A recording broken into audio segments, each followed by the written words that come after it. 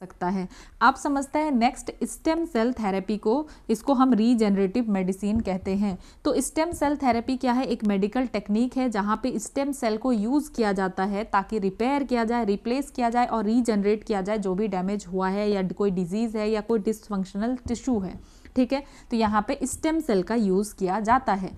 So basic idea क्या है कि जो स्टेम सेल है, स्टेम सेल को ग्रो किया जा सकता है लेबोरेटरी में, ठीक है, और they are made to specialise into required cell, और इसको स्पेशल सेल में कन्वर्ट किया जा सकता है, जैसे कि हार्ट, नर्व, ब्लड, जिस चीज़ के लिए ज़रूरी है, और ये स्पेशलाइज सेल को फिर इम्प्लांट किया जाएगा पेशेंट में, और ये सेल फिर क्या करेंगे, जा करके रिपेयर करेंगे या रिप्लेस करेंगे जो भी डैमेज टिश्यू है। ठीक है, सो समझते हैं कि आखिर स्टेम सेल स्पेशल क्यों है। क्योंकि ये डिवाइड कर सकते हैं रैपिडली, सेल्फ रिन्यू कर सकते हैं और डिफरेंट टाइप का बॉडी सेल्स बना सकते हैं, मतलब डिफरेंशिएशन कर सकते हैं, डिफरेंट टाइप का बॉडी सेल्स बना सकते हैं। तो मेन सोर्स क्या है स्टेम सेल का?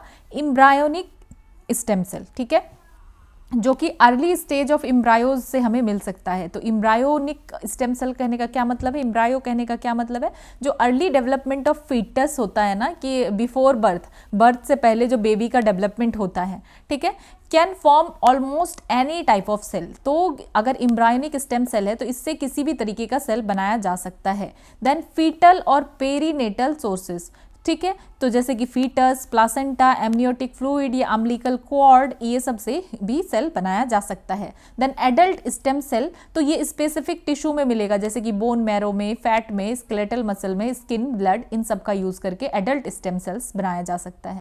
अब समझते हैं रीप्रोग्राम्ड सोमेटिक सेल क्या है। ठीक है, तो रीप्रोग्राम्ड सोमेटिक सेल का मतलब हमें पता है कि ये बॉडी सेल है, ठीक है, बॉडी का सेल है, तो इसको रीप्रोग्राम किया जाता है ताकि ये कैसे बिहेव करे, स्टेम सेल की तरह, अनडिफ्रेंशिएटेड सेल की तरह, या मतलब प्लूरीपोटेंट सेल की तरह। तो इस तरीके का क्या होता है, रीप्रोग्राम्ड सोमेटिक सेल होता है।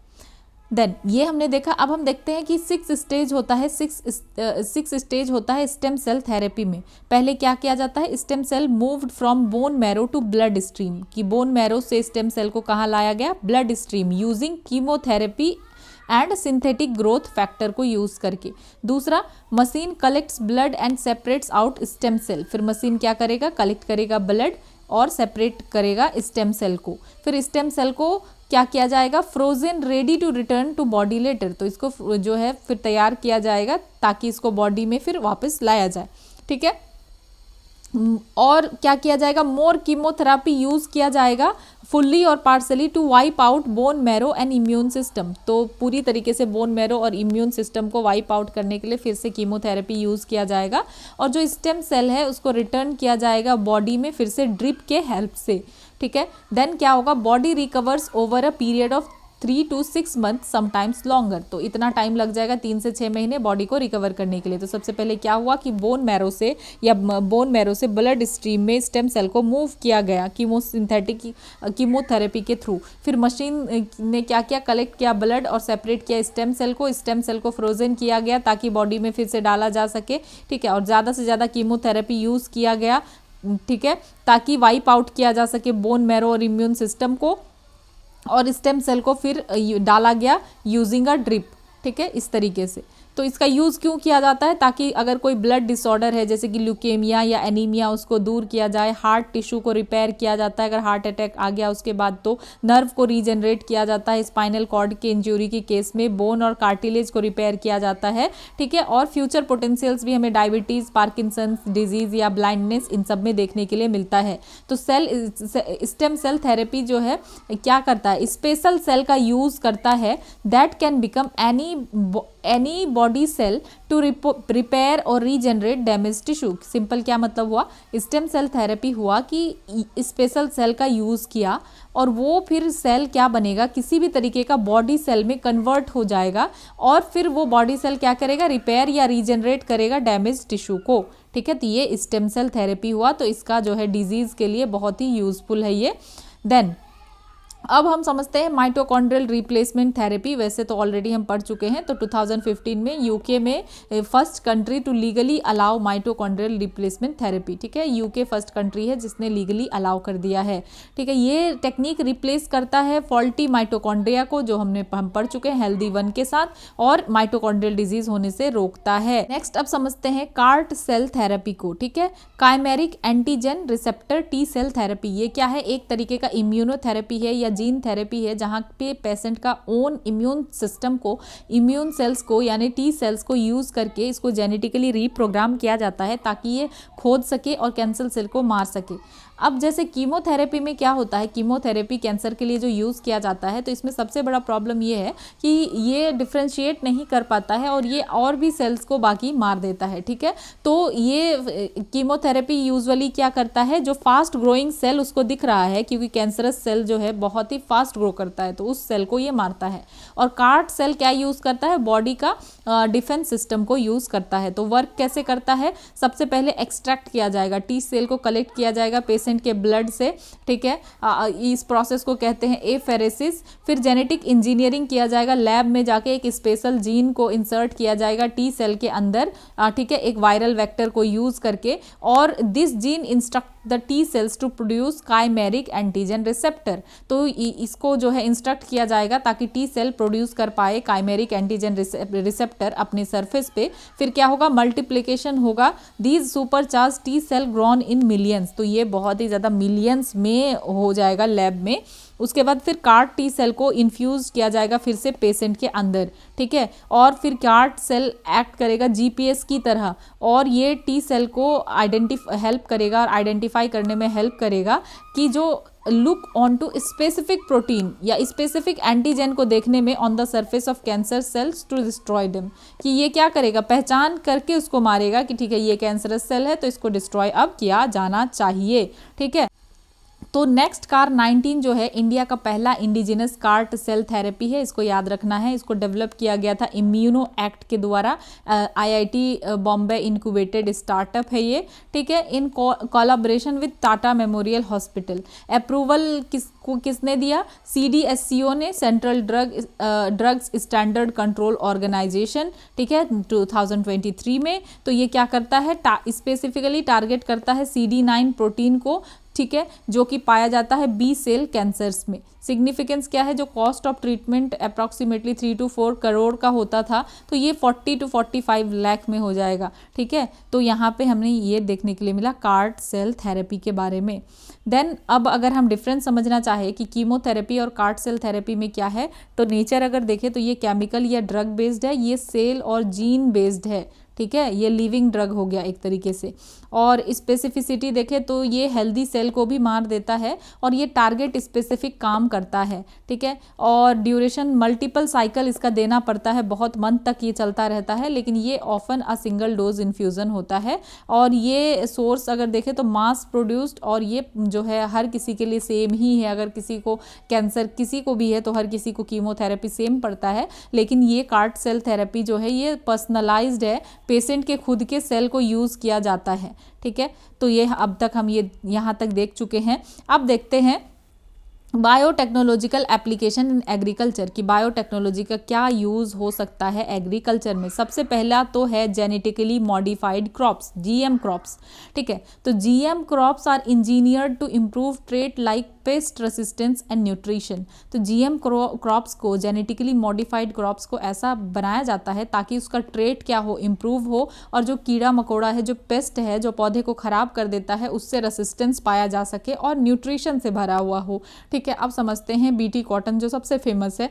तो कॉटन कैसा क्रॉप है? खारिफ क्रॉप है, पूछा जाता है, इसीलिए आप इसके फीचर्स को भी देख लीजिए। और कैसा क्लाइमेट चाहिए? वार्म क्लाइमेट चाहिए, 21 to 30 डिग्री सेल्सियस जो है क्लाइमेट होना चाहिए, और 50 to 100 सेंटीमीटर का रेनफॉल। कितना रेनफॉल, टेम्परेचर कितना चाहिए? 21 to 30 डिग्री, और रेनफॉल 50 to 100 सेंटीमीटर। और सॉइल की आइडियल सॉइल क्या है? ब्लैक सॉइल और रेगूर सॉइल और एलुवियल सॉइल में भी होता है। मेजर स्टेट्स अगर हम देखें तो महाराष्ट्र, गुजरात, तेलंगाना, कर्नाटका और मध्य प्रदेश, ठीक है। देन बीटी कॉटन क्या है, ये जेनेटिकली मॉडिफाइड क्रॉप है जिसमें कि पेस्ट रेसिस्टेंस होता है, ठीक है। जो भी इसमें पेस्ट होगा, कीड़ा होगा, वो उसको मार देगा, रेसिस्टेंस करता है। ये इंट्रोड्यूस कब हुआ, 2002 में। तो सबसे ज़्यादा बीटी कॉटन का यूज़ कहाँ किया जाता है, कॉटन का यूज़ टेक्सटाइल में, कॉटन सीड ऑयल, पेपर या एनिमल फीड में, ठीक है। तो यूज़ क्या होता है बेसिकली, टेक्सटाइल में, कॉटन सीड ऑयल में और पेपर बनाने में, एनिमल फीड में। अब चैलेंज क्या आता है कि पेस्ट अटैक कर देता है, जैसे कि बॉलवर्म है, ये क्या करता है, कॉटन के प्लांट में अटैक कर देता है। और एक और चैलेंज देखने के लिए मिलता है, हाई वाटर यूज़ है या प्राइस का फ्लक्चुएशंस है।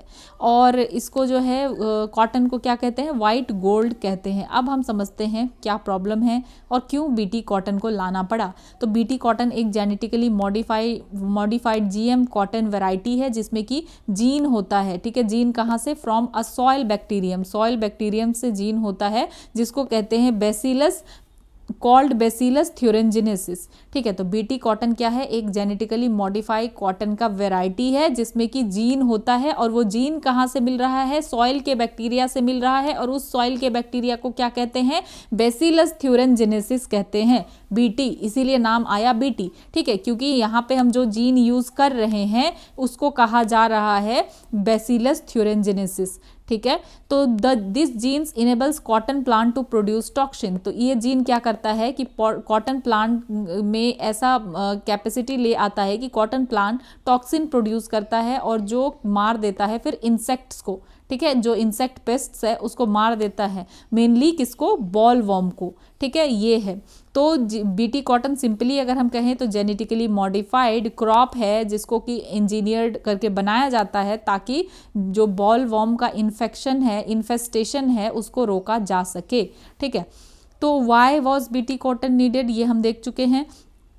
फिर भी समझ लेते हैं कि बीटी कॉटन जो है क्यों ज़रूरी था। तो बीटी कॉटन से पहले इंडियन फार्मर को 3 मेजर इशू फेस करना पड़ रहा था कॉटन के फील्ड में। एक तो जो बॉलवर्म है बहुत ज़्यादा अटैक कर रहा था और ये सबसे ज़्यादा ख़राब पेस्ट है कॉटन के लिए, ठीक है। ये कॉटन बॉल को ही खा जा रहा था, तो इससे बहुत नुकसान हो रहा था, कॉटन का उपज अच्छा हो ही नहीं रहा था। फिर एक्सेसिव पेस्टिसाइड, कि पेस्टिसाइड बहुत ज़्यादा यूज़ करना पड़ रहा था। अब अगर बॉलवर्म है ये कॉटन को ख़राब कर रहा है तो पेस्टिसाइड देना पड़ेगा, तो फार्मर को बहुत ज़्यादा पेस्टिसाइड देना पड़ रहा था इसको पेस्ट को मारने के लिए, तो जिसके वजह से कल्टीवेशन का कॉस्ट बहुत ज़्यादा बढ़ रहा था, हेल्थ के लिए भी ख़राब था, इन्वायरमेंट के लिए भी ख़राब था। प्रोडक्टिविटी, अब यहाँ पे हम देख पा रहे हैं कि पेस्टिसाइड डालने के बाद भी प्रोडक्टिविटी अच्छा नहीं है, ठीक है। हाई इनपुट कॉस्ट के बाद भी कॉटन जो है बहुत ही कम यहाँ पे यील्ड दे रहा है, ठीक है। हमें जितना इनपुट डाल रहे हैं उतना यील्ड तो हमें मिल ही नहीं रहा है, ठीक है। और इंडिया के पास जो है लार्ज कॉटन एरिया है लेकिन प्रोडक्टिविटी बहुत ख़राब था, तो इसीलिए यहाँ पे कुछ तो ऐसा चाहिए था कि पेस्ट रेसिस्टेंट कॉटन वैरायटी हो सके। तो अब इसके लिए फिर हमें देखने के लिए मिला कि क्या आता है, बेसिलस थ्योरेंजिनेसिस बीटी, जो कि जीन का सोर्स है। तो ये नेचुरली अकरिंग सॉइल बैक्टीरियम है, सॉइल में ये मिलता है। ये एक प्रोटीन प्रोड्यूस करता है जिसका नाम है क्राई प्रोटीन, और ये प्रोटीन क्या है, टॉक्सिक होता है कुछ इंसेक्ट्स के लिए लेकिन ह्यूमन के लिए सेफ है। जो बात जानना जरूरी है कि ये जो प्रोटीन प्रोड्यूस कर रहा है ये तो इंसेक्ट्स के लिए टॉक्सिक है लेकिन ह्यूमन के लिए सेफ है, ठीक है। तो ये जो बीटी टॉक्सिन था तो इसको पहले से ही पेस्टिसाइड के रूप में यूज़ किया जा रहा था, जीएम क्रॉप्स से पहले भी। ऐसा नहीं था कि इससे पहले कभी बीटी को यूज़ ही नहीं किया गया था, इस बीटी टॉक्सिन को यूज़ किया जाता था लेकिन पेस्टिसाइड के रूप में, ठीक है। देन फिर क्या किया गया, किस तरीके से बीटी कॉटन को बनाया गया, अब समझते हैं। तो पहले आइडेंटिफाई किया गया बीटी जीन को, ठीक है। Scientist identify cry gene from BT bacterium, तो बीटी बैक्टीरियम से उन्होंने क्राई जीन को आइडेंटिफाई किया। देन दूसरा प्रोसेस हुआ जीन इंसर्शन, इस जीन को इंसर्ट किया गया कॉटन प्लांट्स डीएनए में, जो कॉटन का प्लांट है उसके डीएनए में इसको इंसर्ट किया गया। मेथड यूज़ किया गया एग्रोबैक्टीरियम मेडिएटेड ट्रांसफ़र। फिर एक्सप्रेशन इन द प्लांट अगर हम देखें तो अब एक्सप्रेशन क्या हुआ, प्लांट क्या करना स्टार्ट किया, तो प्रोड्यूस करना स्टार्ट किया बीटी टॉक्सिन, ठीक है। प्लांट अपने टिश्यू में बीटी टॉक्सिन को स्टार्ट करना प्रोड्यूस करना शुरू किया। अब बीटी कॉटन वर्क कैसे करता है, तो जो बॉलवर्म है ये किसके ऊपर फीड करता है, बीटी कॉटन पे। हमने देखा कि अब अगर प्लांट है बीटी कॉटन का तो यहाँ पे बॉलवर्म आया और ये फीड कर लिया बीटी कॉटन को।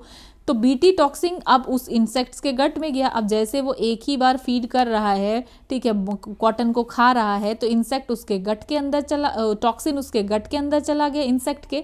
फिर टॉक्सिन क्या क्रिएट करता है, पोर क्रिएट करता है गट के लाइनिंग में, और इंसेक्ट जो है फीडिंग करना बंद कर देता है, मर जाता है, क्योंकि इंसेक्ट्स के अंदर टॉक्सिन चला गया। ठीक है, तो याद रखना है कि ये कुछ स्पेसिफिक पेस्ट को ही अफेक्ट करता है, ह्यूमन को, कैटल को, और कुछ जो बेनिफिशियल इंसेक्ट है उसको नहीं मतलब मारता है। अब ऐसा अगर हो कि कुछ जो बेनिफिशियल इंसेक्ट होगा उसको भी ख़त्म कर दे, तब तो प्रॉब्लम होगा। ठीक है, तो अब समझते हैं कि कौन कौन सा पेस्ट जो है कंट्रोल होता है बीटी कॉटन से। तो मेनली ये अमेरिकन बॉलवर्म, पिंक बॉलवर्म और स्पॉटेड बॉलवर्म, इन सबको ये जो है, जो बॉलवर्म है, इसको क्या कर रहा है, मार रहा है। ठीक है, लेकिन ये कुछ और भी इंसेक्ट है जिसको कंट्रोल नहीं कर रहा है, जैसे सकिंग पेस्ट है, एफिड्स, वाइट फ्लाई और मिगेली बग, इनको नहीं। ठीक है, अब समझते हैं बीटी कॉटन को अप्रूव कब किया गया, इंडिया में क्या रोल है, क्या है बीटी कॉटन का। तो समझते हैं, इसको 2002 में अप्रूव किया गया, और इंडिया ही एक ओनली कंट्री है जो कि इतने लार्ज स्केल पे बीटी कॉटन को ग्रो करता है। और डेवलप किया गया था इनिशियली बीटी कॉटन को किसके द्वारा, माइको मोनसैटो के द्वारा। ठीक है, देन इम्पैक्ट अगर देखें तो क्या हुआ, हमारे यहाँ कॉटन प्रोडक्शन ज़्यादा होने लग गया, और पेस्टिसाइड का यूज़ भी कम हो गया इनिशियली, और फार्मर का इनकम हम कहे तो रीज़न स्पेसिफिक किसी रीज़न में, किसी रीज़न में, लेकिन बेसिकली ज़्यादा हो गया।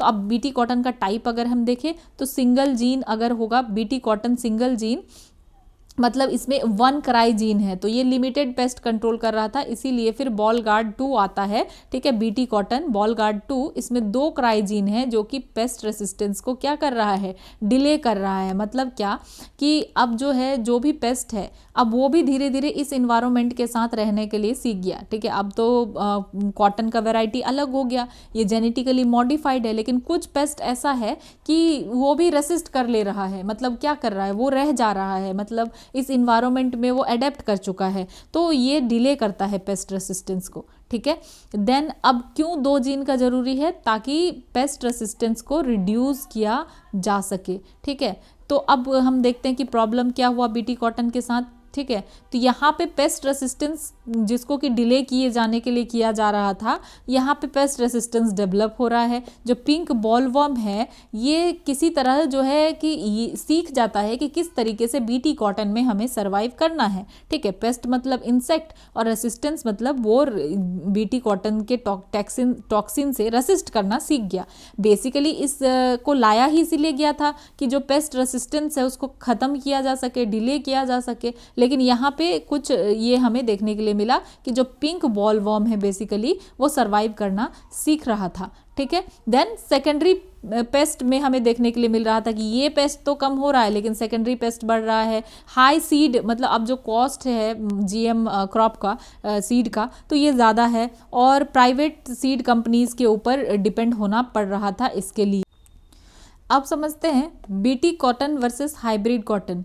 ठीक है, तो बीटी कॉटन क्या है, जीएम क्रॉप है, जेनेटिकली मॉडिफाइड क्रॉप है, लेकिन हाइब्रिड कॉटन ज़रूरी नहीं कि जेनेटिकली मॉडिफाइड हो, पेस्ट रेसिस्टेंट करता है ये। और ये हाइब्रिड कॉटन इसलिए बनाया जाता है ताकि ज़्यादा से ज़्यादा हाई यील्ड दे सके, और ये पेस्ट को मारने के लिए किया जाता है। ठीक है, और इसमें बीटी जीन होता है, और इसमें क्रॉस ब्रिड वेराइटीज़ होता है। ठीक है, तो हाइब्रिड कॉटन जो है ये जनरली किया जाता है हाई यील्ड के लिए ही, कि ज़्यादा से ज़्यादा क्या हो सके, हमें यील्ड मिल सके। ठीक है, तो BT cotton in India is both GM and hybrid, तो हमें दोनों तरीके का मिल सकता है, जेनेटिकली मॉडिफाइड भी और हाइब्रिड भी। याद रखना है आपको कि बीटी टॉक्सिन जीन कहाँ से आ रहा है, बेसिलस थुरिनजेनेसिस से, और ये क्या है, बीटी कॉटन इंसेक्ट रेसिस्टेंट है। ठीक है, इंसेक्ट रेसिस्टेंट है, ना कि कोई हर्बिसाइड रेसिस्टेंट है। ठीक है, ये याद रखना है कि किस लिए, ये पेस्ट को मारने के लिए, इंसेक्ट को मारने के लिए किया जा रहा है। ठीक है, इसलिए नहीं कि ये हर्बिसाइड रेसिस्टेंट है। ठीक है, किसी भी तरीके का हर्ब यहाँ पे उग सकता है, ऐसा नहीं है कि हर्बिसाइड नहीं उग सकता है।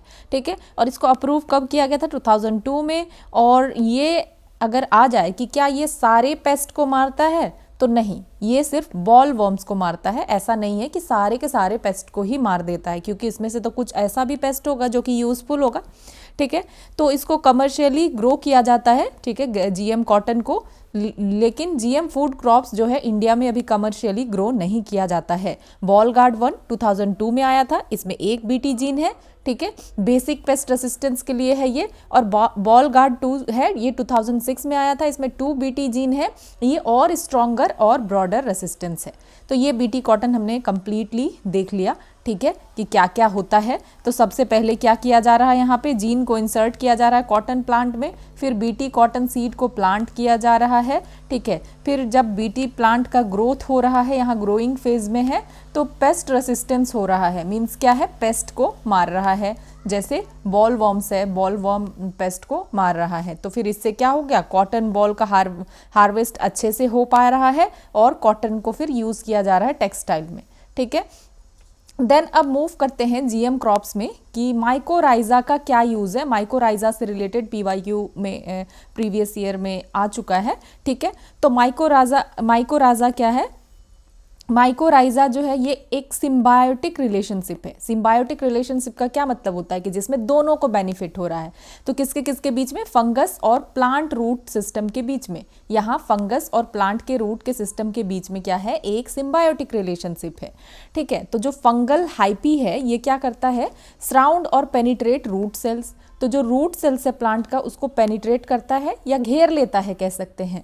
तो इससे क्या होता है, न्यूट्रिएंट और वाटर एब्जॉर्प्शन और अच्छे से हो पाता है, ठीक है। अगर ये प्लांट कोई भी प्लांट है, ठीक है, और इसके रूट में ये फंगस वगैरह ग्रो हो गया, ठीक है, यहाँ पे, तो यहाँ हो क्या रहा है, जो न्यूट्रिएंट है और जो वाटर एब्जॉर्प्शन है ये ज़्यादा अच्छा हो जाता है, ठीक है। Broad surface area of hyphae helps in collecting water and mineral from large soil area, क्योंकि अब जो लार्ज सॉइल एरिया हो गया, ये लार्ज एरिया हो गया, तो ये सॉइल से फिर क्या कर रहा है, मॉइस्चर और मिनरल को एब्जॉर्ब कर पा रहा है। तो बेनिफिट क्या है, तो tolerant to adverse soil condition, किसी भी तरीके का सॉइल हो, खराब भी सॉइल हो, तो इस कंडीशन में भी वो टॉलरेंट है।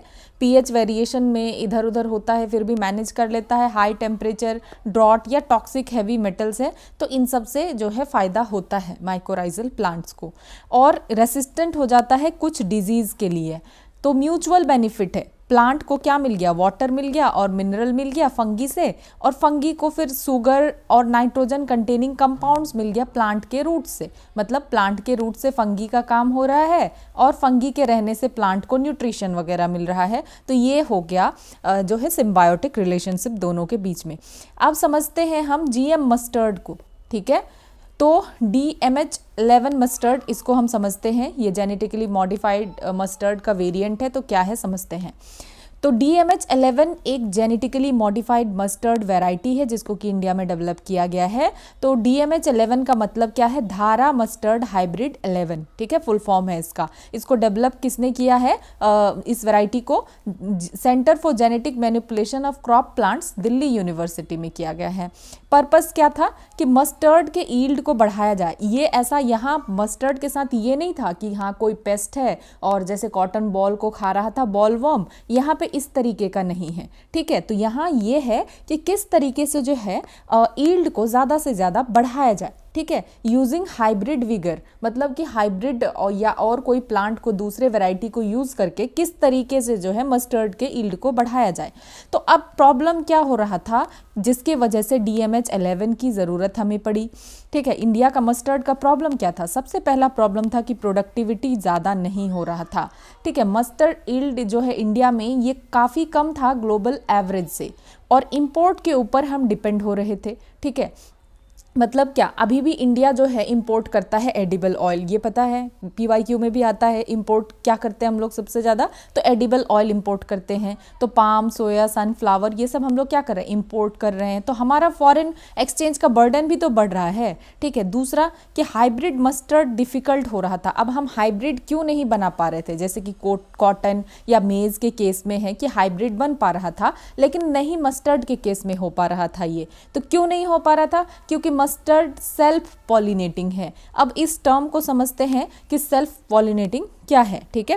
पहले अब ये देख लेते हैं कि इसमें क्या हो रहा था कि नेचुरल क्रॉस पॉलिनेशन जो है ये बहुत लो हो रहा था। ठीक है, तो यहाँ पे रियल नीड ये नहीं था कि किसी पेस्ट को भगाना है, ठीक है, कीड़ा है कुछ है, नहीं, ऐसा कुछ नहीं था। यहाँ पे हमें हाइब्रिड सीड प्रोडक्शन चाहिए था। ठीक है, तो अब हाइब्रिड सीड प्रोडक्शन क्यों ज़रूरी था? ताकि ज़्यादा से ज़्यादा हमें यील्ड मिल सके, क्योंकि हमने देखा कि प्रोडक्टिविटी बहुत कम है, फ़ायदा नहीं हो पा रहा है, हम इंपोर्ट कर रहे हैं। तो ज़्यादा से ज़्यादा अच्छा वैरायटी का सीड हाइब्रिड रहेगा तो क्या होगा, हाइयर यील्ड होगा और स्ट्रेस को टॉलरेट कर पाएगा तो फसल अच्छा होगा और यूनिफॉर्म ग्रोथ हो पाए। ठीक है, हाइब्रिड विगर और हेट्रोसिस का क्या मतलब है? जब दो जेनेटिकली डिफरेंट पेरेंट प्लांट्स को क्रॉस किया जाता है, ठीक है, मतलब कि अगर दो पेरेंट प्लांट को क्रॉस किया जा रहा है, ठीक है, और ये क्या है, जेनेटिकली, सॉरी आई थिंक कि मुझे यहाँ पे क्या बनाना चाहिए, इंसान नहीं बनाना चाहिए बल्कि प्लांट बनाना चाहिए,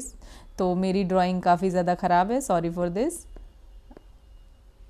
तो सपोज ये मस्टर्ड है, ठीक है, तो यहाँ पे अगर दो जेनेटिकली डिफरेंट क्या कर रहे हैं, हम पेरेंट प्लांट को क्रॉस कर रहे हैं, ठीक है, तो उसका जो ऑफस्प्रिंग होगा, हाइब्रिड जो हमें मिलेगा, तो वो बेटर परफॉर्म करेगा दोनों पेरेंट से। अलग अलग अगर होगा, मतलब अलग अलग जीन होगा तो, ठीक है, तो इंडिया को हाइब्रिड मस्टर्ड चाहिए था, लेकिन बायोलॉजी ब्लॉक कर रहा था। अब बायोलॉजी वॉज ब्लॉकिंग इट, कहने का क्या मतलब था कि जो हमने देखा कि मस्टर्ड क्या है, सेल्फ पॉलिनेटिंग है। अब इस बात को समझते हैं कि सेल्फ पॉलिनेटिंग क्या है, क्यों है। तो मस्टर्ड क्या है, बाइसेक्सुअल फ्लावर है, ठीक है, क्या है, बाइसेक्सुअल फ्लावर। और बाइसेक्सुअल फ्लावर के पास दोनों जो है रिप्रोडक्टिव पार्ट होता है, ठीक है, सेम ही फ्लावर में मेल पार्ट भी होगा और फीमेल पार्ट भी होगा।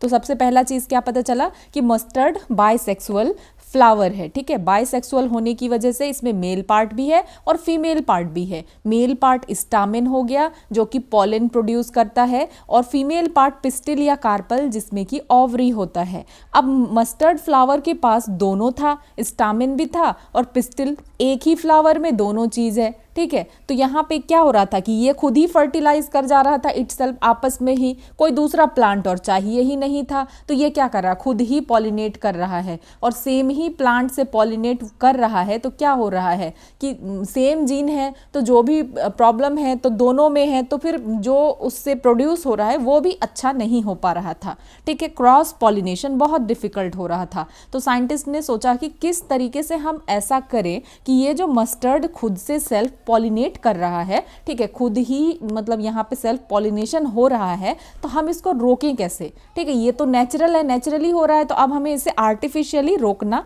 पड़ेगा। तो इसके लिए अब एंट्री होता है बार्नीज और बस्तार सिस्टम का, ठीक है। अब बार्नीज और बस्तार सिस्टम को समझते हैं। बार्नीज क्या है, बार्नीज एक जीन है फ्रॉम अ बैक्टीरियम, ठीक है, कि एक बैक्टीरिया से लिया गया बार्नीज एक जीन से। ये एंजाइम प्रोड्यूस करता है, ठीक है, जो कि डिस्ट्रॉय कर देता है आरएनए को, ठीक है। ये क्या करता है, बार्नीज एक ऐसा जीन है जो बैक्टीरिया से लिया गया है, जो एंजाइम प्रोड्यूस करता है और आरएनए को डिस्ट्रॉय कर देता है, ठीक है, when expressed in plant pollen, ठीक है। तो जो जब इसको क्या किया जाता है, जब प्लांट पॉलन में इसको डाला जाता है, ठीक है, तो क्या होता है, ये पॉलन स्टेराइल हो गया, क्योंकि यहाँ पे क्या प्रॉब्लम हो रहा था, जो मेल और फीमेल पार्ट है तो दोनों में क्या हो रहा है, यहीं पे रिप्रोडक्शन हो रहा है, तो प्रॉब्लम हो रही थी, ठीक है। तो यहाँ पे क्या किया गया, जो पॉलन है, मेल पार्ट है, उसको स्टेराइल कर दिया गया, मेल स्टेरिलिटी हो गया। तो अब मेल स्टेरिलिटी हो गया तो इससे फ़ायदा क्या हुआ कि अब पॉलन नहीं है, ठीक है, तो सेल्फ पॉलिनेशन नहीं होगा। अब प्लांट को हम फोर्स कर सकते हैं कि अब उसको यहाँ से पॉलन नहीं मिल पा रहा है, तो दूसरे प्लांट से पॉलन अब उसको एक्सेप्ट करना पड़ेगा। तो इसी से कि क्या हो पा रहा है, यहाँ पे हाइब्रिड सीड बन पा रहा है। लेकिन अब प्रॉब्लम क्या हुआ, हमने जो बार्नीज का यूज़ किया, तो अगर बार्नीज हमने यूज़ कर दिया और वो हमेशा एक्टिव रहेगा, तो प्लांट क्या होता है, परमानेंटली स्टेराइल हो सकता है कि अब प्लांट जो है प्रोड्यूस ही ना करे, ठीक है। तो अब you can not produce seeds at all, तो तो अब क्या हो रहा है कि अब सीड्स प्रोड्यूस ही नहीं हो रहा है, तो साइंटिस्ट को लगा कि यहाँ और कुछ ऐसा एंटीडोट भी होना चाहिए, मतलब यहाँ कोई ऐसा स्विच होना चाहिए। तो उसके लिए आता है बारस्तार। पहले हमने देखा बार्नीज आया, बार्नीज का एक ही काम आपको याद रखना है, जो मेल पार्ट था उसमें उसके पॉलन को इनएक्टिवेट करना, ठीक है, मेल पार्ट को स्टेराइल करना। फिर बारस्तार आता है, ये बारस्तार जीन्स क्या कैसा जीन्स है, ये अनदर जीन है सेम बैक्टीरिया से, उसी बैक्टीरिया से दूसरा जीन को लिया गया है और ये प्रोड्यूस करता है प्रोटीन, ठीक है, जो कि न्यूट्रलाइज कर देगा बार्नीज को, ठीक है। तो अब समझते हैं कि ये कैसे काम करेगा। तो बार्नीज और बारस्तार सिस्टम वर्क कैसे करेगा, तो 3 तरीके से वर्क कर सकता है। पहला, फीमेल लाइन की इसमें बार्नीज जीन है और मेल को स्टेराइल कर दिया गया, कोई पॉलन नहीं है। दूसरा लाइन भी मेंटेनर लाइन की नॉर्मल प्लांट है और इसको यूज किया जाता है मेंटेन लाइन ए। लाइन ए मीन्स वही कि बार्नीज जीन्स को क्या कर दिया गया, बार्नीज जीन्स रहता है उसमें और मेल को स्टेराइल कर दिया गया। और फिर लाइन आर रीस्टोरर लाइन, मतलब कि इसमें बारस्तार जीन है और ये बारस्तार जीन क्या करेगा, रीस्टोर करेगा फर्टिलिटी इन हाइब्रिड, जो हाइब्रिड था उसमें फिर से रीस्टोर करेगा। मतलब बेसिकली क्या हुआ, सिंपल समझिए कि सबसे पहले हमने देखा यहाँ पे कि सेल्फ पॉलिनेटिंग है। मस्टर्ड प्लांट के बारे में हमने क्या देखा कि मस्टर्ड प्लांट, ठीक है, मस्टर्ड प्लांट क्या है, सेल्फ पॉलिनेटिंग है।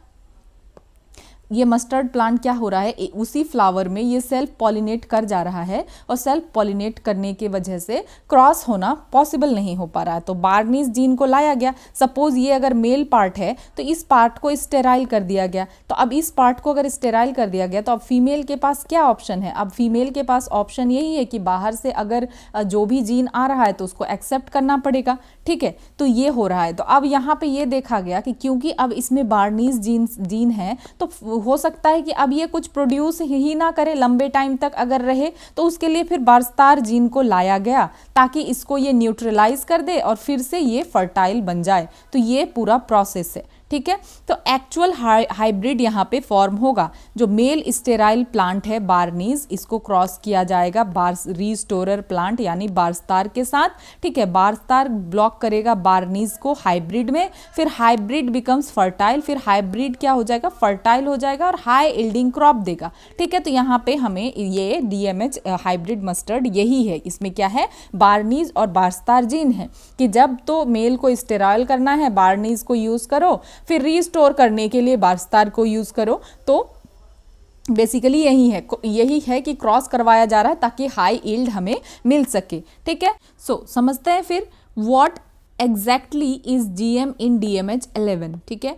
तो DMH11 is not GM because of yield genes, की ऐसे इसको जेनेटिकली मॉडिफाइड सिर्फ इसीलिए नहीं किया गया है कि ये बहुत सारा यील्ड जो है प्रोवाइड करे। बेसिकली जो प्रॉब्लम था यहाँ पे जो मेल से रिलेटेड, ठीक है, जो फ्लावर क्या था, बाइसेक्सुअल था, तो जिसके वजह से जो प्रॉब्लम हो रहा था तो उसी के लिए बार्नीज जीन और बारस्तार जीन को लेकर के आया गया है।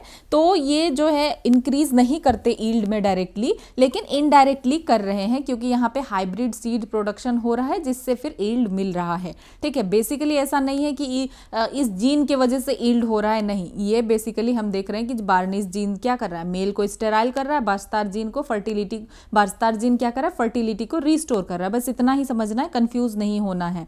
तो DMH11 क्या ये पेस्ट रेसिस्टेंट है BT कॉटन की तरह? नहीं, ये पेस्ट रेसिस्टेंट के साथ इसका कोई रिलेशन नहीं है, ठीक है। उसके बाद और देखते हैं कि DMH11 क्या हर्बिसाइड टॉलरेंट है? तो DMH11 में अगर हम देखें तो बार जीन है और बार जीन जो है टॉलरेंस प्रोवाइड करता है गल्फोसिनेट हर्बिसाइड को। तो इनडायरेक्टली सही है कि हाँ ये जो है हर्बिसाइड टॉलरेंट भी है, ठीक है, लेकिन ऐसा नहीं है कि ये प्राइमरी ऑब्जेक्टिव है। प्राइमरी ऑब्जेक्टिव हम देख चुके हैं कि जो बेसिक प्रॉब्लम था उसको सॉल्व करने के लिए, ठीक है।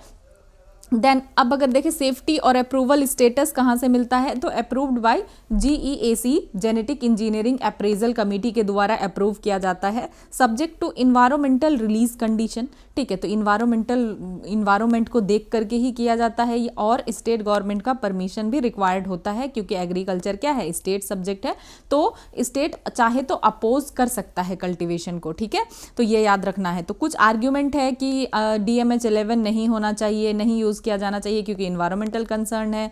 और gene flow to wild mustard, दूसरा हर्बिसाइड टॉलरेंस का मिसयूज हो रहा है, तीसरा चौथा आप कह सकते हैं बायोडाइवर्सिटी पे इम्पैक्ट है, फार्मर जो है सीड के ऊपर डिपेंड हो रहे हैं।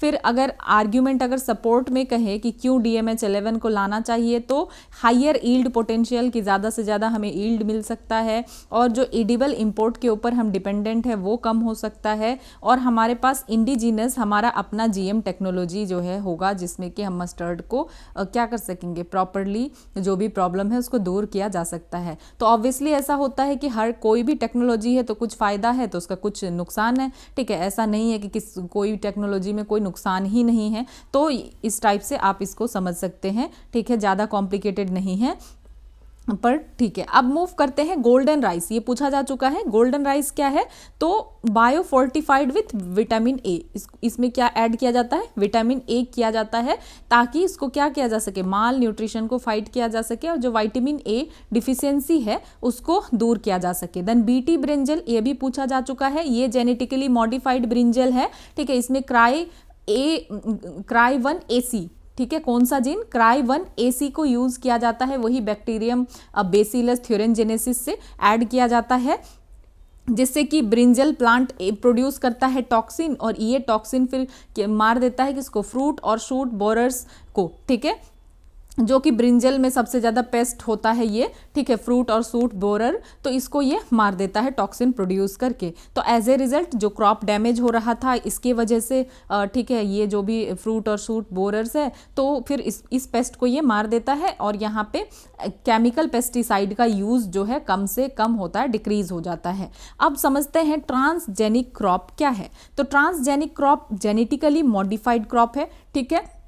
इसमें नए जीन को आर्टिफिशियली इंसर्ट किया जा रहा है रिकॉम्बिनेंट DNA टेक्नोलॉजी को यूज़ करके। तो अब मैं यहाँ पे आप नहीं डिस्क्राइब करूँगी कि रिकॉम्बिनेंट DNA टेक्नोलॉजी क्या है, क्योंकि इतने डिटेल में हमने इसके बारे में बात की है, ठीक है। द जीन में कम फ्रॉम अनदर प्लांट और डिफरेंट स्पीसीज। तो अगर ट्रांसजेनिक क्रॉप का मतलब है कि यहाँ पे जीन अलग से यूज़ किया गया है दूसरे प्लांट का या डिफरेंट स्पीसीज का, ठीक है, तो ये होता है ट्रांसजेनिक क्रॉप। तो कैसे बनाया जाएगा ट्रांसजेनिक क्रॉप को, DNA को सबसे पहले एक्सट्रैक्ट किया जाएगा, ठीक, फिर क्या किया जाएगा, जो डिजायर्ड जीन चाहिए उस जीन को क्लोन किया जाएगा, उसका आइडेंटिकल बनाया जाएगा, ठीक है, और जीन डिजाइन को फिर प्लांट में एंट्री किया जाएगा, फिर जीन को ट्रांसफर किया जाएगा, मतलब अब ट्रांसफॉर्मेशन होगा, फिर ब्रीडिंग ऑफ मॉडिफाइड प्लांट, ठीक है। तो अब क्या होगा, फिर ब्रीडिंग। तो कौन सा टेक्नोलॉजी यूज किया जा सकता है ट्रांसजेनिक क्रॉप के लिए, याद रखना है यहाँ पे DNA इन्वॉल्व होता है, ठीक है। New gene is artificially inserted, यहाँ पे नया जीन आर्टिफिशियली इंसर्ट किया जाता है। तो इंपॉर्टेंट टेक्निक क्या है, जीन साइलेंसिंग, ठीक है। यहाँ पे क्या किया जाता है, जीन साइलेंसिंग को यूज कर सकते हैं। कि जीन साइलेंसिंग क्या है कि बेसिकली किसी जीन को आप साइलेंट कर सकते हैं, स्विच ऑन या स्विच ऑफ कर सकते हैं, और रिड्यूसिंग द एक्टिविटी, मतलब बेसिकली आप क्या कर रहे हैं, जीन को साइलेंट कर रहे हैं, उसका एक्टिविटी को रिड्यूस कर रहे हैं या ऑफ कर रहे हैं। देन और क्या टेक्निक यूज कर सकते हैं, साइटोप्लाज्मिक मेल स्टेरिलिटी, कि इसमें आपने क्या किया, मेल को स्टेराइल कर दिया, जो कि अभी हमने देखा था उस केस में कैसे हो रहा था DMH के केस में, ठीक है।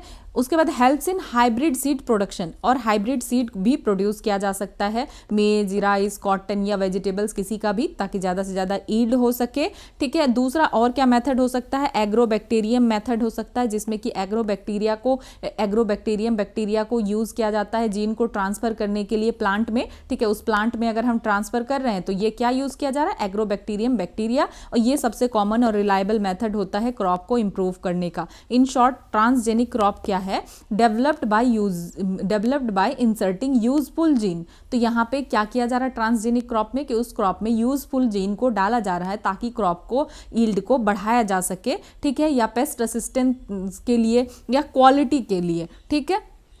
तो इन सारे चीज़ों के लिए देन और क्या किया जा सकता है GM क्रॉप से, पेस्ट एंड डिजीज रेसिस्टेंस, ठीक है, हर्बिसाइड रेसिस्टेंस किया जाता है। क्रॉप्स को ऐसे मॉडिफाइड किया जा सकता है कि वो टॉलरेट कर सके हर्बिसाइड्स को, ठीक है, जैसे कि राउंड अप रेडी सोयाबीन्स, तो allows weed control without damaging crop, कि क्रॉप को डैमेज किए बिना ही ऐसा है कि हाँ कम से कम वीड जो है यहाँ पे हो, वीड कंट्रोल किया जा सके, तो हर्बिसाइड जो भी हर्ब वहाँ पे है उसको रोका जा सके, उसको कंट्रोल किया जा सके। देन जैसा हमने देखा कि न्यूट्रिशन कंटेंट भी इसमें इम्प्रूव किया जा सकता है, ठीक है, जेनेटिक मॉडिफिकेशन करके जो भी न्यूट्रिएंट्स है तो वो उसमें बढ़ाया जा सकता है, जैसे high protein wheat, iron rich rice, ठीक है, बायो फोर्टिफाइड सीरियल्स, तो हमने देखा कि किस तरीके से हम बायो फोर्टिफाइड कर सकते हैं, फोर्टिफाइड राइस हो सकते। नेक्स्ट क्या कर सकते हैं, टिश्यू कल्चर कर सकते हैं एंड माइक्रो प्रोपगेशन, ठीक है, जिससे कि रैपिडली मल्टीप्लाई किया जा सकता है प्लांट्स को और प्रोड्यूस किया जा सकता है uniform disease free planting material, और ये हॉर्टिकल्चर और फॉरेस्ट्री के लिए भी यूजफुल है। बायो फर्टिलाइजर्स बनाया जा सकता है, बायो पेस्टिसाइड्स बनाया जा सकता है, माइक्रोब्स को यूज किया जा सकता है केमिकल की जगह, ठीक है, फिक्स नाइट्रोजन और कंट्रोल पेस्ट नेचुरली, की पेस्ट को कैसे नेचुरली ही कंट्रोल करो बिना किसी केमिकल्स डाले बिना, ठीक है। सस्टेनेबल एग्रीकल्चर को प्रमोट किया जा सकता है, बैक्टीरिया, फंगी और फ्लावरिंग प्लांट का यूज़ किया जा सकता है। अब समझते हैं food fortification versus bio fortification, क्या फ़र्क है दोनों में। तो फूड फोर्टिफिकेशन कहने का मतलब है कि वाइटामिन्स और मिनरल्स को यूज़ किया जा रहा है फूड प्रोसेसिंग के दौरान। फूड प्रोसेसिंग और फूड फोर्टिफिकेशन याद रखना है कि जब फूड प्रोसेसिंग हो रहा है तब फूड फोर्टिफिकेशन हो रहा है, ठीक है। तो ये क्या है, सेफ है, कॉस्ट इफेक्टिव मेथड है to fight micro nutrient deficiency, की जो माइक्रो न्यूट्रिएंट का डिफिशियंसी हो रहा है लोगों के बॉडी में, तो उसको फूड की फोर्टिफिकेशन के थ्रू फाइट किया जा सकता है। कि जब फूड को प्रोसेस किया जा रहा है उसी टाइम कोई विटामिन या मिनरल्स जो है ऐड किया जा रहा है, जैसे कि आयोडाइज्ड सॉल्ट, ठीक है, सॉल्ट में आयोडीन को मिलाया जा रहा है, या फोर्टिफाइड फ्लोर आटा में मिलाया जा रहा है, जिससे कि क्या होगा, माइक्रो न्यूट्रिएंट का डिफिशियंसी नहीं होगा। अब बायो फोर्टिफिकेशन का क्या मतलब है कि growing crops with higher nutritional value, यहाँ पे तो हम बाद में ऐड ऑन कर रहे हैं ना जब फूड प्रोसेसिंग हो रहा है, और यहाँ पे आप क्या कर रहे हैं, क्रॉप को ही ग्रो कर रहे हैं ऐसे कि जिसमें हाइयर न्यूट्रिशनल वैल्यू हो, ठीक है। फोकस किसके ऊपर रहेगा, आयरन, जिंक, एमिनो एसिड्स और प्रोविटामिन ए के ऊपर। तो एग्जाम्पल देख लेते हैं, आयरन के साथ ग्रो किया जा सकता है राइस को, बीन्स, मेज, स्वीट पोटैटो, जिंक के साथ ग्रो किया जा सकता है वीट को, राइस को, बीन्स को, स्वीट पोटैटो और कॉर्न को। विटामिन ए के साथ ग्रो किया जा सकता है स्वीट पोटैटो, कॉर्न या कसावा को। तो ये सब ऐड करके हम क्या कर सकते हैं, जो माइक्रो न्यूट्रिएंट का प्रॉब्लम है, ठीक है, न्यूट्रिशन का, उसको दूर किया जा सकता है। अब देखते हैं regulation of genetically modified crops in India. तो इसके लिए है environmental protection act 1986, rules for GMOs notified in 1989। तो 1989 में जेनेटिकली मॉडिफाइड क्रॉप्स के लिए रूल्स को नोटिफाई किया गया था, ठीक है। और इस रूल्स से क्या होता है, these rules govern research, production, use and release of GM organism and their products, ठीक है। और फिर बाद में गाइडलाइंस को इशू किया गया था ताकि सेफ हैंडलिंग हो और अप्रूवल के लिए। देन अब समझते हैं GEAC genetic engineering appraisal committee का क्या रोल है, ठीक है। तो ये फंक्शन करता है ministry of environment, forest and climate change के अंदर, ठीक है। तो ये रिस्पॉन्सिबल है ताकि ये क्या कर सके, अप्रूव कर सके large scale GM use of GM organism का और रिकॉम्बिनेंट प्रोडक्ट्स का। तो ये अप्रूव करेगा कहीं अगर लार्ज स्केल GM ऑर्गेनिज्म या रिकॉम्बिनेंट प्रोडक्ट्स ये सब कुछ हो रहा है, तो इवेलुएट करेगा इन्वायरमेंटल सेफ्टी को, ठीक है, of GM research and industrial production. तो इन सारी चीज़ों से रिलेटेड किसके पास जाना पड़ेगा, जेनेटिक इंजीनियरिंग अप्रेजल कमेटी के पास, ठीक है। अगर क्या हो रहा है कि यहाँ पे कोई भी लार्ज स्केल यूज हो रहा है GM ऑर्गेनिजम्स का, ठीक है, तो या फिर GM रिसर्च से रिलेटेड कुछ चीज़ है, उसके सेफ्टी से रिलेटेड गाइडलाइंस है, तो ये सब कौन करेगा इवेलुएट, ये सब कुछ करेगा जेनेटिक इंजीनियरिंग अप्रेजल कमेटी। अब समझते हैं बायो फोर्टिफिकेशन इन इंडिया क्या चल रहा है अभी। तो जो मोस्ट बायो फोर्टिफाइड क्रॉप्स है इंडिया में, ये जेनेटिकली मॉडिफाइड नहीं है, मतलब यहाँ जीन में चेंजेस नहीं किया गया है, ये कन्वेंशनल प्लांट ब्रीडिंग के थ्रू ही किया गया है, ठीक है। Nutrition is slowly bread into seed, तो यहाँ पे जीन मॉडिफाइड नहीं किया गया है। जैसे आयरन रिच पर्ल मिलेट है, जिंक रिच वीट है, ठीक है। अब समझते हैं बायोटेक्नोलॉजिकल एप्लीकेशन को एप्लीकेशन मेडिसिन में क्या है, ठीक है। तो रिकॉम्बिनेंट डीएनए टेक्नोलॉजी का यूज़ किया जा सकता है जीन थेरेपी, वैक्सीन्स, ठीक है, और मोनोक्लोनल एंटीबॉडीज, वैक्सीन भी हम देख चुके हैं। सो रिकॉम्बिनेंट डीएनए टेक्नोलॉजी में क्या होता है, हमने देखा कि enables production of human protein, यहाँ पे ह्यूमन प्रोटीन को जो है इसके प्रोडक्शन को बढ़ाया जा सकता है, जैसे कि रिकॉम्बिनेंट इंसुलिन, ठीक है। तो इंसुलिन को क्या किया जाएगा, बैक्टीरिया के अंदर इंसर्ट किया जाएगा और फिर वाइडली यूज़ किया जा सकता है डायबिटीज़ के ट्रीटमेंट के लिए। देन जीन थेरेपी, ठीक है, ये ट्रीट करेगा, जीन थेरेपी के थ्रू हम क्या कर सकते हैं, जो जेनेटिक डिसऑर्डर है उसको करेक्ट किया जा सकता है, डिफेक्टिव जीन्स को सही किया जा सकता है, जैसे कि एडीए डेफिशिएंसी के केस में है, ठीक है। तो फंक्शनल एडीए जीन को इंट्रोड्यूस किया जाएगा पेशेंट में, अगर डेफिशिएंसी है इस चीज़ का तो जो फंक्शनल एडीए जीन है उसको डाला जाएगा, तो इससे इम्यून फंक्शन फिर से रिस्टोर हो जाएगा। वैक्सीन को प्रोड्यूस किया जा सकता है रिकॉम्बिनेंट डीएनए टेक्निक के थ्रू, सेफर और मोर इफेक्टिव जो है वैक्सीन प्रोड्यूस किया जा सकता है, जैसे कि हेपेटाइटिस बी वैक्सीन।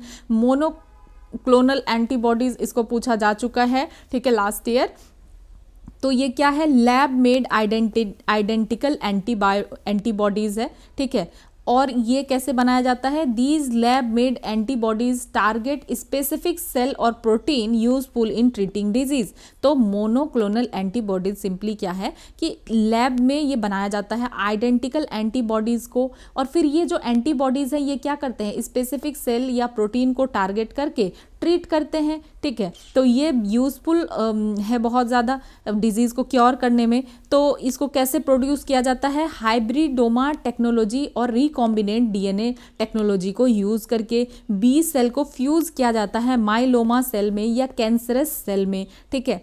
और ये क्या करता है, टारगेट करता है सिंगल एंटीजन एपिटोड को विथ हाई स्पेसिफिसिटी और binds antigen through fab region. तो आपको इतना समझना है कि मोनोक्लोनल एंटीबॉडीज लैब में बनाया गया आइडेंटिकल एंटीबॉडीज है, और ये इस एंटीबॉडी ये क्या करेगा, टारगेट करेगा स्पेसिफिक सेल्स को और प्रोटीन को, जिससे कि डिजीज हम क्या कर सकते हैं, ट्रीट कर सकते हैं। और इसमें क्या क्या यूज हो रहा है, हाइब्रिडोमा टेक्नोलॉजी और रिकॉम्बिनेंट डीएनए टेक्नोलॉजी यूज कर रहा है। ये एंटीजन को बाइंड करेगा फैब रीजन में, कैंसर में, ऑटो इम्यून डिजीज या वायरल इन्फेक्शन में इसका यूज किया जा सकता है। एग्जाम्पल अगर हम देखें मोनोक्लोनल एंटीबॉडीज क्या है, तो रितुजिमाब, ठीक है, लिम्फोमा के लिए, और एंटीबॉडीज बनाया जा रहा है किसके लिए, निपा वायरस के लिए। तो इस तरीके से हेल्थ डिजीज को क्योर करने में यूज किया जाता है। देन स्टेम सेल थेरेपी, जिसको कि हमने ऑलरेडी पढ़ चुके हैं हम, कि स्टेम सेल को का क्या किया जाता है,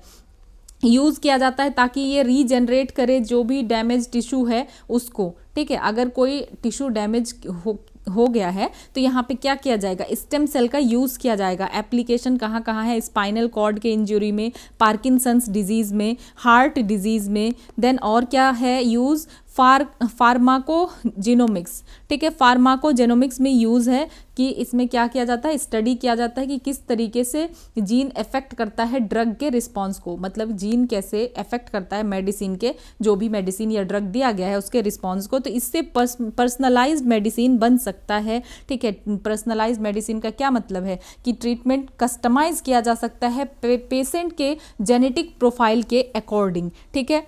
तो ये हमने कुछ चीज़ें देखी। अब देखते हैं कि बायोटेक्नोलॉजिकल एप्लीकेशन, इन्वायरमेंट में हम बायोटेक्नोलॉजी को किस तरीके से यूज़ करते हैं। तो सबसे पहला है इन्वायरमेंटल बायोटेक्नोलॉजी, ठीक है। बायोलॉजिकल मेथड को यूज़ किया जाता है ताकि प्रोटेक्ट किया जा सके, क्लीन किया जा सके और रीस्टोर किया जा सके इन्वायरमेंटल क्वालिटी को। बेसिकली इन्वायरमेंट की क्वालिटी को हम क्या कर सकते हैं, बढ़ा सकते हैं, पॉल्यूशन को कंट्रोल कर सकते हैं, इकोसिस्टम को रिस्टोर कर सकते हैं, बायोडाइवर्सिटी को कंजर्व कर सकते हैं। तो बायोरॉक टेक्नोलॉजी ये भी पूछा जा चुका है। तो biorock is formed by electro accumulation of minerals from sea water. तो ये पूछा जा चुका है बायोरॉक टेक्नोलॉजी के बारे में, इसको कैसे बनाया जाता है, इलेक्ट्रो एक्यूमुलेशन ऑफ मिनरल्स को एक्यूमुलेट किया जाता है इलेक्ट्रिकली सी वाटर से। स्टील स्ट्रक्चर को प्लेस किया जाता है सी बेड पे, ठीक है, और लो वोल्टेज इलेक्ट्रिक करंट को सप्लाई किया जाता है, ठीक है, कैसे, सोलर पैनल के द्वारा यूजुअली।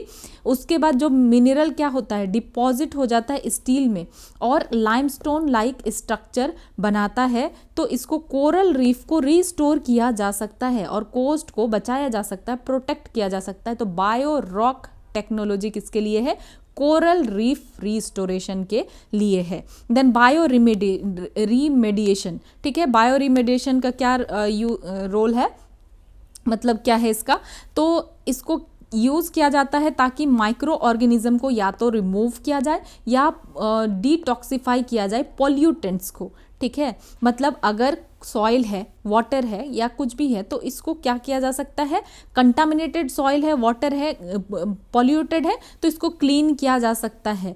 और ऑयल स्पिल है, मतलब अगर सी में क्या होता है कि काफ़ी सारा ऑयल जो है गिर गया है, ठीक है, और इतना सारा है कि उसके वजह से बहुत प्रॉब्लम होता है। ऑयल स्पिल कोई छोटा मोटा प्रॉब्लम नहीं है, इससे बहुत बड़ा प्रॉब्लम होता है कि ऑयल का लेयर पानी के ऊपर जब होता है सी में, तो उससे नीचे जो भी एनिमल होते हैं तो उसके लाइफ के लिए भी खतरा होता है, क्योंकि सनलाइट नहीं मिल पाता है, बाकी और काफ़ी सारे प्रॉब्लम्स होते हैं। तो ऑयल स्पिल को भी ट्रीट किया जा सकता है, हैवी मेटल्स और टॉक्सिक वेस्ट को ट्रीट किया जा सकता है। तो यहाँ क्या किया जाता है, बायो रिमेडिएशन का मतलब है कि माइक्रो ऑर्गेनिज्म को यूज़ किया गया ताकि वो रिमूव कर दे या पॉल्यूटेंट को डिटॉक्सिफाई कर दे, क्लीन कर दे या हटा दे, ठीक है।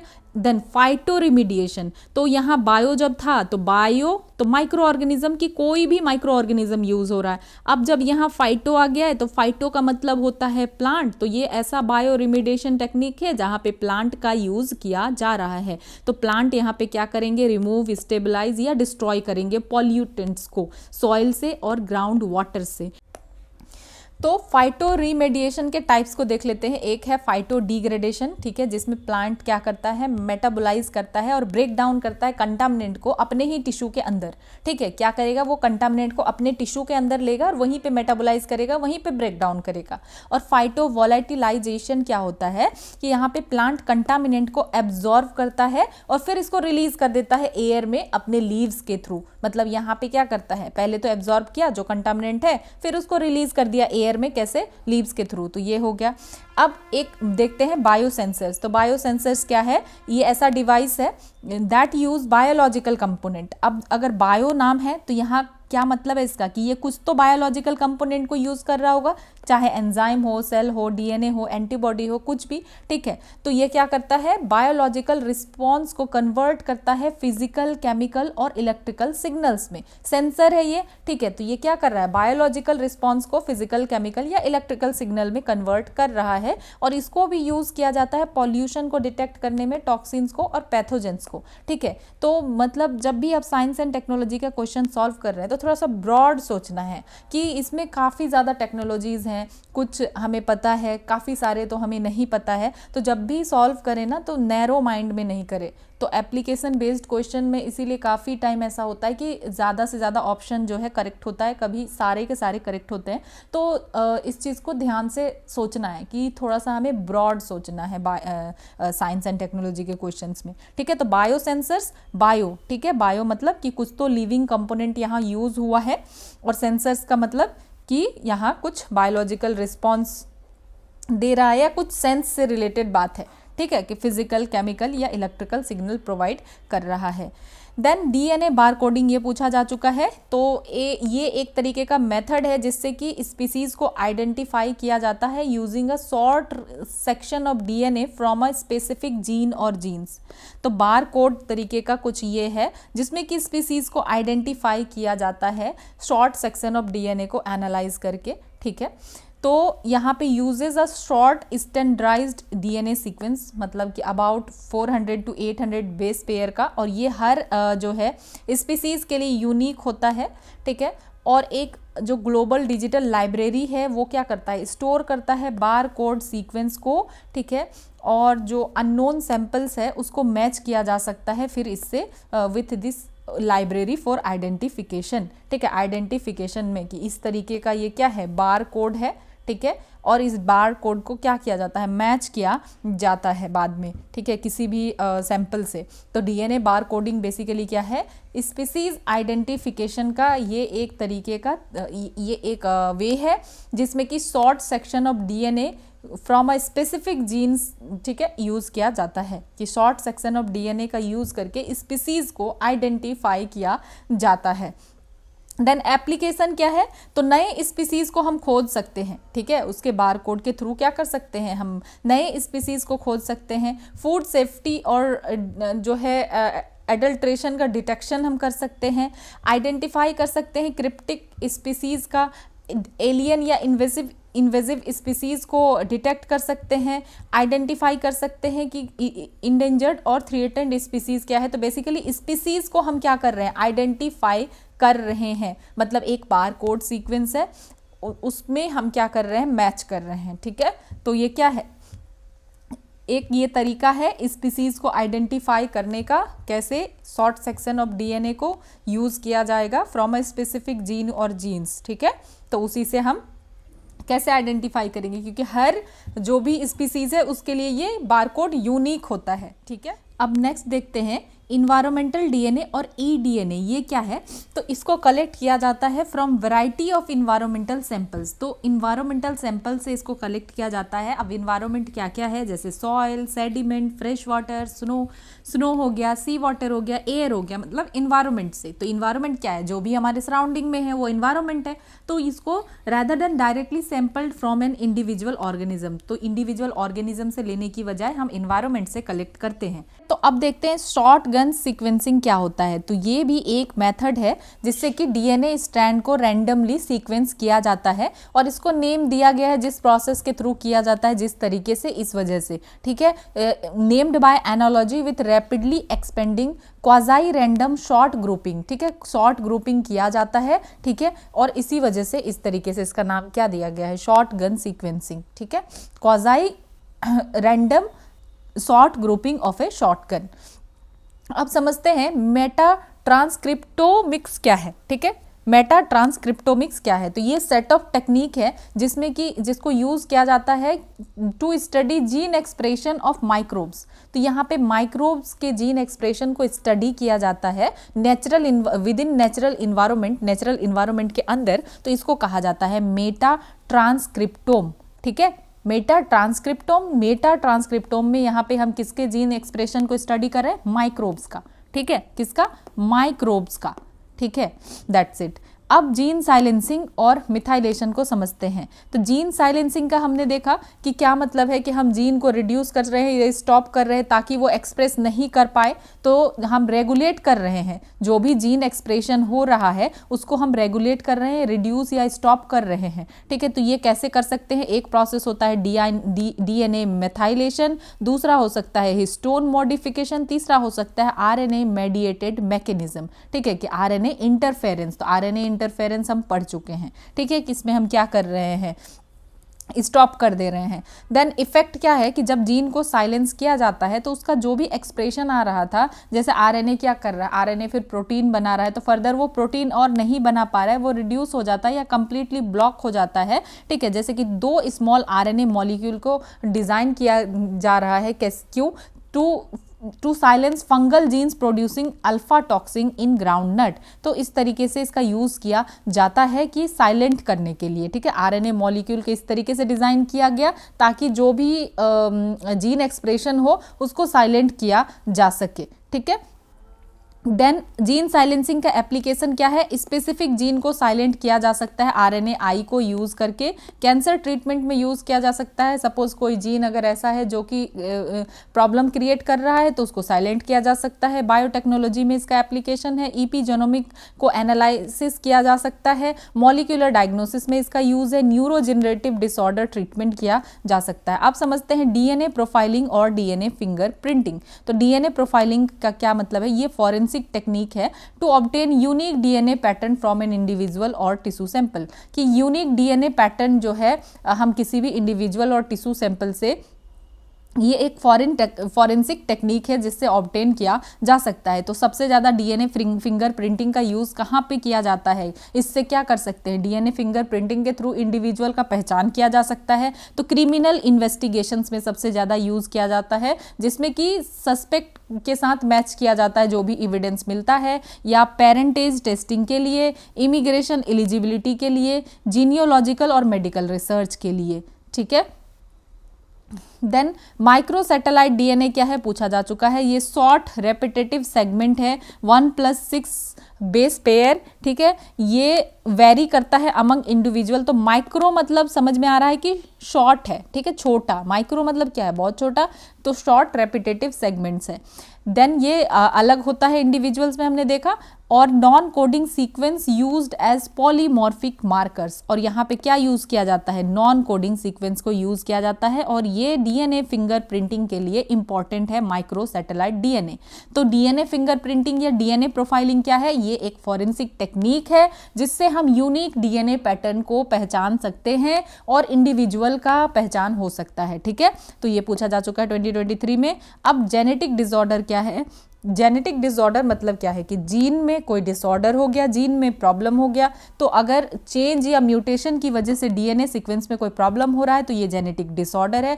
3 मेन कैटेगरीज देखने के लिए मिलता है। एक, या तो सिंगल जीन डिसऑर्डर हुआ, एक ही जीन में कुछ प्रॉब्लम हुआ, ठीक है, और ये सिंपल इनहेरिटेंस पैटर्न हो सकता है, जैसे कि हंटिंगटन डिजीज, सिस्टिक फाइब्रोसिस, या क्रोमोजोमल डिसऑर्डर हो सकता है कि यहाँ पे क्रोमोजोम के नंबर में या क्रोमोजोम के स्ट्रक्चर में कोई चेंज है, जैसे कि डाउन सिंड्रोम किसके वजह से होता है, क्योंकि यहाँ पे 21 क्रोमोजोम एक एक्स्ट्रा आ जाता है। देन मल्टीफैक्टोरियल डिसऑर्डर होता है, ये कॉम्प्लेक्स डिजीज होता है। यहाँ पे क्या हो रहा है, caused by changes in multiple genes, क्योंकि यहाँ पे क्या प्रॉब्लम है कि एक जीन की वजह से नहीं हो रहा है, मल्टीपल जीन की वजह से प्रॉब्लम क्रिएट हो रहा है। और ये कैसे इन्फ्लुएंस हो सकता है, और भी ज़्यादा बढ़ सकता है लाइफस्टाइल और एनवायरनमेंट की वजह से, जैसे कैंसर वगैरह, ठीक है। देन म्यूटेशन का क्या मतलब होता है, चेंज इन जेनेटिक सीक्वेंस, कि जीन में जो बदलाव हो रहा है, जेनेटिक सीक्वेंस में जो चेंज हो रहा है वो हो गया म्यूटेशन। रोल क्या है, main cause of diversity among organisms. तो हर ऑर्गेनिज्म इतना डाइवर्स क्यों है, अलग क्यों है, अगर तो ये जीन में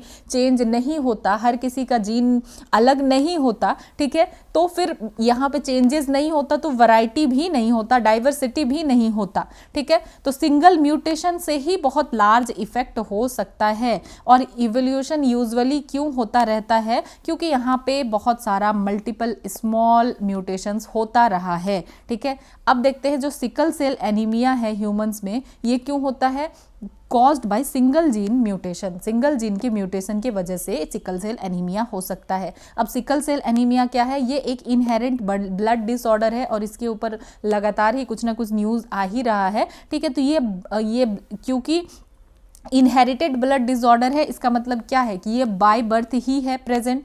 तो ये क्या करता है कि एबनॉर्मल हीमोग्लोबिन को प्रोड्यूस करना स्टार्ट कर देता है। नॉर्मल केस में क्या होता है कि हीमोग्लोबिन इनसाइड आरबीसी, तो हमें पता है कि हीमोग्लोबिन कहाँ होता है, आरबीसी के अंदर होता है, और ये अटैच करता है टू ऑक्सीजन इन लंग्स, ठीक है, और ये कैरी करता है ऑक्सीजन को all parts of the body में। मीन्स जो है ऑक्सीजन को कौन कैरी करके ले जा रहा है, सारे पार्ट्स में कौन पहुंचा रहा है, हीमोग्लोबिन पहुंचा रहा है। और सिकल सेल के केस में क्या होता है, हीमोग्लोबिन एबनॉर्मल हो जाता है, रेड ब्लड सेल ब्रीजिड हो जाता है, मतलब क्या, शी शेप का बन जाता है, ऐसे सिकल सेल का बन जाता है। ऐसे हीमोग्लोबिन अगर जनरली राउंड है तो इसका फ्लो जो है ब्लड वेसल्स में कैसे होगा, प्रॉपर्ली हो जाएगा, कोई दिक्कत नहीं होगा। और अगर ये सिकल सेल है तो ब्लड वेसल्स में ये फंस जाएगा, प्रॉपर्ली इसका फ्लो नहीं हो पाएगा, ठीक है। तो इफेक्ट क्या होता है, स्टक हो सकता है ब्लड वेसल्स में, ब्लड फ्लो को ब्लॉक कर सकता है, इससे पेन, इन्फेक्शन हो सकता है। अब एक देखते हैं बायोमेट्रिक बायोमेट्रिक आइडेंटिफिकेशन 2014 में पूछा गया था। तो बायोमेट्रिक आइडेंटिफिकेशन का मतलब है कि identifying a person using biological feature, कि उसके बायोलॉजिकल फीचर को देख करके हम आइडेंटिफाई कर रहे हैं, जैसे कि फिंगरप्रिंट स्कैन करके, आइरिस को स्कैन करके, या रेटिना को स्कैन करके, या वॉइस को रिकॉग्नाइज करके। तो ये पूरा हमने बायोटेक्नोलॉजी को लगभग PYQs के साथ कवर कर चुके हैं हम, ठीक है। तो अगर आपको कन्फ्यूज़न हो तो आप दोबारा देख सकते हैं, क्योंकि साइंस थोड़ा सा टेक्निकल तो है, तो हमें समझना पड़ता है हर पॉइंट को, ठीक है, तभी जा कर के समझ में आता है। भले ही आप वहाँ पे स्टक हो जाए थोड़ी देर के लिए, लेकिन आप उसको क्लियर करके ही आगे बढ़े, क्योंकि अदरवाइज़ कोई फ़ायदा नहीं है, फिर कंफ्यूज हो जाएंगे और गलत आप मार्क कर देंगे। तो बेसिक तो हमें कवर करना ही है, देन उसके बाद आप PYQs को जितना हो सके कवर कीजिए, ठीक है। तो मिलते हैं नेक्स्ट वीडियो में।